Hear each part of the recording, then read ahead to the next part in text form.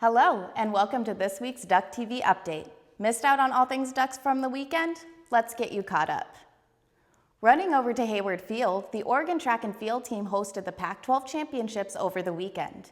Day one, Oregon brought home 3 individual titles, including the long jump both for the men by DeMarcus Simpson and the women by Reza Foster, as well as the men's 10,000 meter by who else but Edward Cheserek for the second consecutive year, his 7th overall title.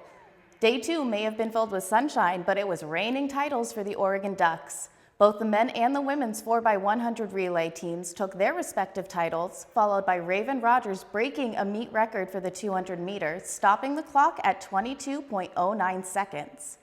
They were joined in the wins by Ryan Hunter-Sims in the men's discus, Shaquin Cook with the women's triple jump, and 5 more we will get to look at later on.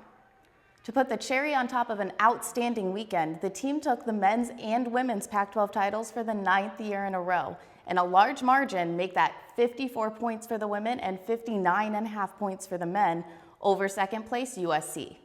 Next, the Ducks will fly south for the NCAA West Regionals starting May 25th in Austin, Texas.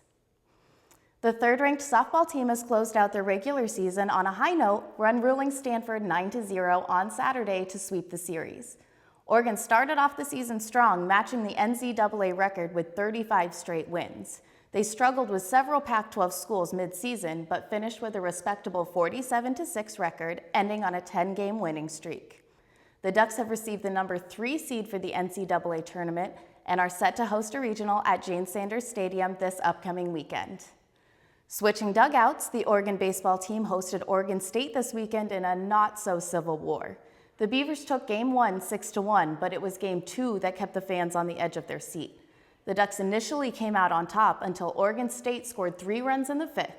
Oregon came back to make it a 1-point game in the 8th, loading the bases in the 9th with 3 balls and 2 strikes. One missed swing ended Game 2 5-4. OSU went on to also win Game 3 1-0. With the Beavers sweeping the Ducks, they clinched the Pac-12 championship and gave head coach Pat Casey his 1,000th win. This puts the Ducks on a 6-game losing streak that they aim to end as they host Loyola Marymount this Wednesday before heading to Los Angeles to take on USC on Friday. Swinging over to tennis, the women's team made it to the first round of the 2017 NCAA tournament, but lost to the North Carolina State Wolfpack. This marks the end of their season, closing out with a 14-11 record, the best finish the team has had since 2005. This successful season was in large part to junior Alyssa Tobaita, who helped give them their first wins over both UCLA and USC. Oregon isn't the only one to notice Tobaita's skills, as she has been selected to the All-Pac-12 second team.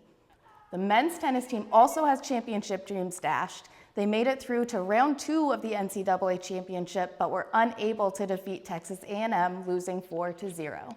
Despite no longer being in the run for the title, the team had a strong year, breaking several records, including holding a top 25 ranking for 11 consecutive polls. Sophomore Thomas Laurent still has an opportunity for NCAA singles championship title on May 24th in Georgia. Over at the Greens, after claiming the 2017 Pac-12 title, the number 7 men's golf team is set to defend last year's NCAA championship title on Monday in Louisiana for the 3-day NCAA Baton Rouge Regional. 5 members of the team have also qualified for the 2017 NCAA Division I Men's Golf Championships, taking place at the end of the month in Illinois. The women's team also has championships on their mind as they place 3rd in the Lubbock NCAA Regionals this Wednesday, the best in the history of the program. This allows them to advance to the NCAA Championships on May 19th for the 2nd straight season and 13th time for the program. The team is hoping to surpass their performance from last year, where they made it to the quarterfinals and finished 5th. I'd say all that title talk from the championship at Hayward warrants a track-filled highlight reel. Let's take a look at some of the top moments from the team this weekend. At number 5, we have the women's 100-meter hurdles with Alicia Johnson representing Oregon there in the middle. It is a close race, but she will end up taking first with a time of 12.90 seconds.